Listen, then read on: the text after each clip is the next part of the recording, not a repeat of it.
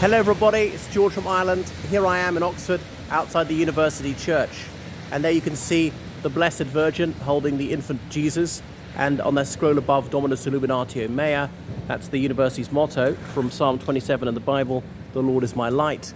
And there you can see the university's coat of arms in that metal above the gate. Okay, so St. Mary's University Church, first mentioned in 1096, but most of what you're seeing here is 15th century. Only the foundation's original. It's been knocked down, burnt down, fallen down, bits of it. It's extensively reworked. Look at the two angelic figures on either side of that of the pedestal of the Blessed Virgin, and two more figures beside.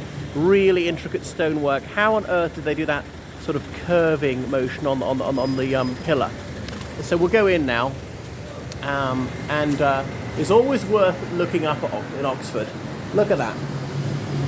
Oh, there's probably not enough light for you to see. Maybe you can see now. It's a rather, yeah. How on earth did they do that? That sort of detail. They don't do it like that anymore. And they do it on the left, on the edge of the portico, those fruit-like shapes. And here, even this, the lamb's heads, and all the garlands of flowers hanging below them.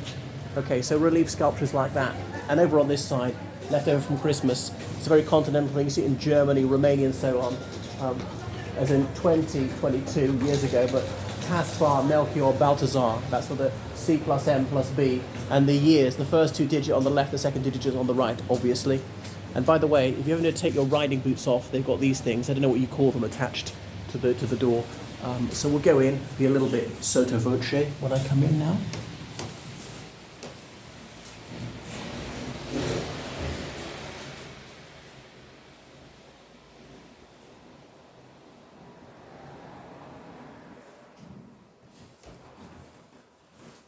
So it's free to come in. There's a cafe in part of it, and you can go up to the clock tower level where you have to pay, and that will provide you with a splendiferous panoramic vista over Oxford.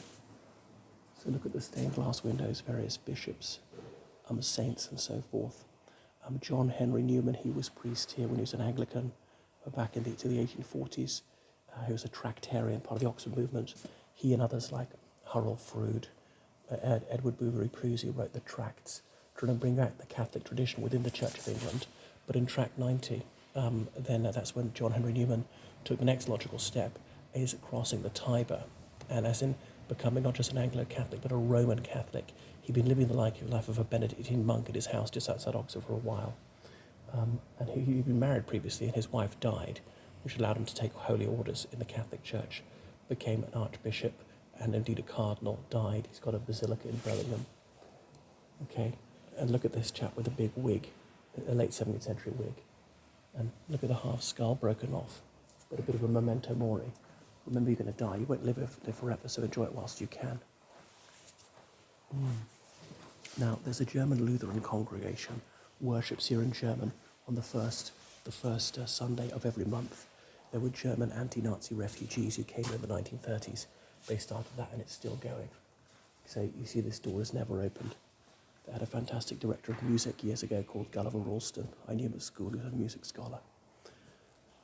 And look up here, mounting the pulpit.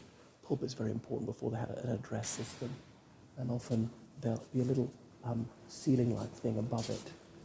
Look, memorial to Newman, even though he left the Anglican Church. See, because they've got the sound system. But above the pulpit here, you see that ceiling sort of thing to reflect the sound so it bounces, and you hear it everywhere. So some very distinguished people like William Temple, he was a priest here, later Archbishop of Canterbury, as in the highest priest in the Church of England.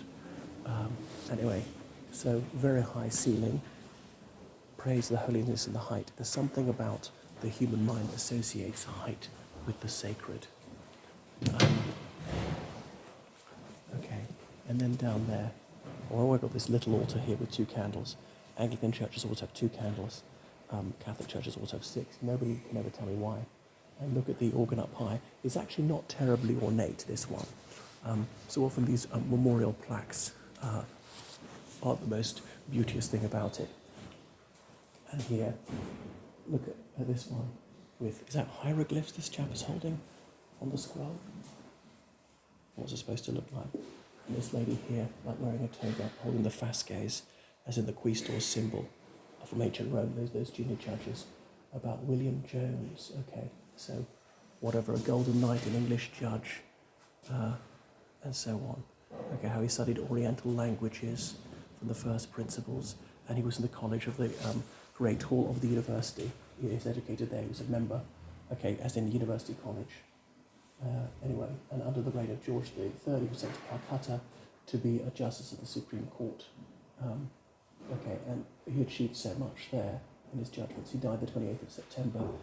Sorry, he was born on the 28th of September, 1746, and he died in Calcutta the 27th of March 1794. Okay, what a very bright man he was, what he brought to Oxford and Cambridge and Calcutta. They commemorated him. So there's also that plaque to him on the wall of University College Chapel. Born in London to Welsh parents, and a native speaker of Wales, the master of 8 and 20 languages. He formed a digestive of Hindu and Mohammedan laws, but a lot of people say he misunderstood these things. Okay. So well worth it, hey? A very large worship space, and other things go on here. So this is the central building of the university for a very long time, and lectures took place here. Part of it even functions as a library until the late 15th century. A lot of the books were chained to the wall so you couldn't steal them. It functions as a lecture hall and for various ceremonies, not just worship, and indeed a court of law for the trial of the Anglican bishops. Hugh Latimer, who was Bishop of Worcester, Nicholas Ridley, Bishop of London, and indeed Thomas Cranmer, who was Archbishop of Canterbury, all found guilty here in 1554 under the reign of Mary Tudor, known to her foes as Bloody Mary, and then indeed sentenced to death for heresy. Because it's actually too bright, you can't make out the various college coats of arms up there in the windows. You can say Unif, Balliol, and so on, Merton, roughly in order of foundation, Exeter. I won't tell you them all. And right up high, more coats of arms, not college coats of arms. So there's such magnificent artwork here.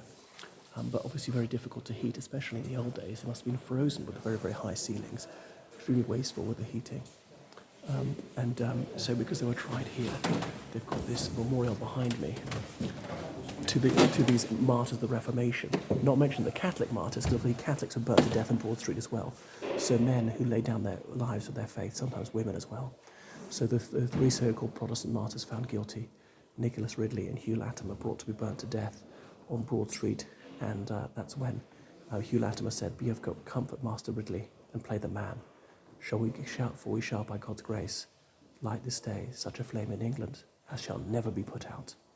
Ask them to be valiant, or at least feign valour, so that his courageous example will inspire others to be willing to lay down their lives for their religion.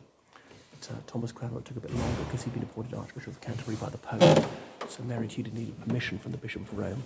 It took a long time to get that letter to Rome and get it back, where he said, "Be my guest, you may put them to death."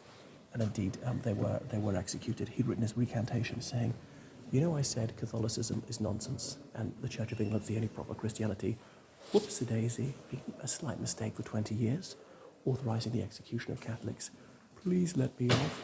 And Mary Tudor said, "In consonance with Christian principles of clemency, I shall reduce your sentence to life imprisonment, with a proviso that you publicly repeat that recantation from the pulpit there." So I got up into the pulpit, but then he said, "No, I can't do that because I've been going against my conscience to save my skin." So he said he did believe in Anglicanism and Catholicism was false Christianity, what is brought to be burnt to death on Broad Street. And he said his hand had written contrary to his heart, so he plunged it into the flames first. He was executed in 1556 and so on. So the last one so executed was in 1681, but he was a Catholic, executed with that. So yeah, John Radcliffe is commemorated here. He used to come here.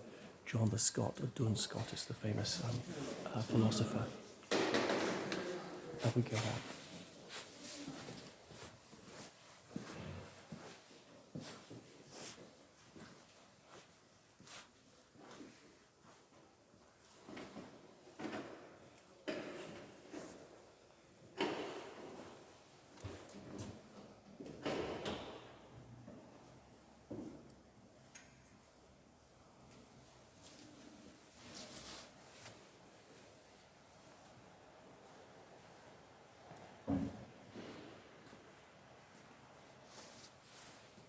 I think that's enough. Okay, goodbye from the University Church.